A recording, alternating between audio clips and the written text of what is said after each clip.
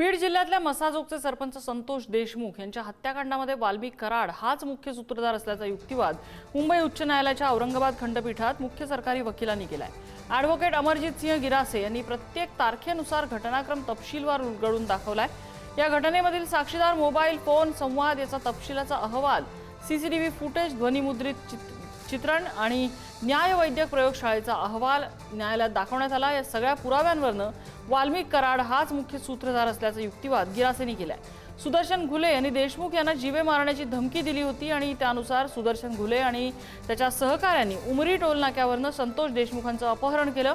त्यांना निर्जन स्थळी नेऊन मारहाण केली आणि ही मारहाण सुरू असताना वाल्मिक कराड, विष्णू चाटे आणि सुदर्शन घुले यांच्यात फोनवर बोलणं सुरू होतं। कराड हा मारेकऱ्यांना निर्देश देत होता अशी बाजू वकील गिरासे यांनी मांडलेली आहे। पुढील सुनावणी आता 16 डिसेंबरला होणार आहे।